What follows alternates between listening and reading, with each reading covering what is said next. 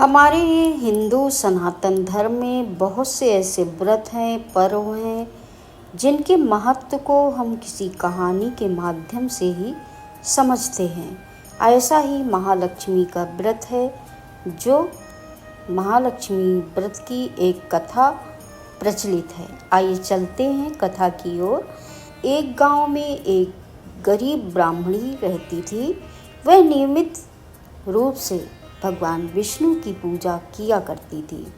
भक्त की श्रद्धा भक्ति से प्रसन्न होकर विष्णु जी ने उस ब्राह्मणी को दर्शन दिए और भक्त से वरदान मांगने को कहा।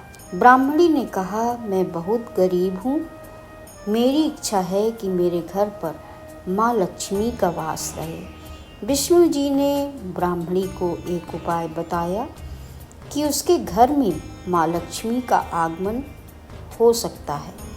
भगवान विष्णु ने बताया कि तुम्हारे घर से कुछ दूर एक मंदिर है, वहाँ एक स्त्री आकर उपले थापती है। तुम उस स्त्री को अपने घर पर आमंत्रित करो, क्योंकि वही माँ लक्ष्मी है। ब्राह्मणी ने ऐसा ही किया और उस स्त्री को अपने घर आने का निमंत्रण दिया। उस स्त्री ने ब्राह्मणी से कहा कि वह 16 दिनों तक माँ लक्ष्मी की पूजा करे। ब्राह्मणी ने 16 दिनों तक माँ लक्ष्मी की उपासना की। इसके बाद माँ लक्ष्मी ने गरीब ब्राह्मणी के घर निवास किया। इसके बाद उसका घर धन धान से भर गया।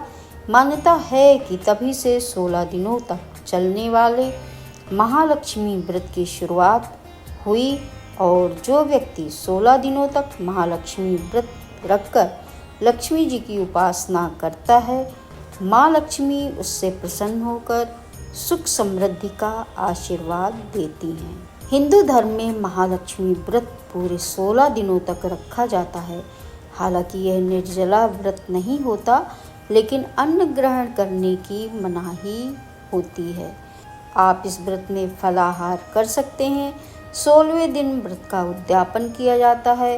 यदि आप 16 दिन तक महालक्ष्मी व्रत करने में असमर्थ हैं तो शुरुआत के 3 या आखिरी के 3 व्रत रख सकते हैं, पूरी होती हैं।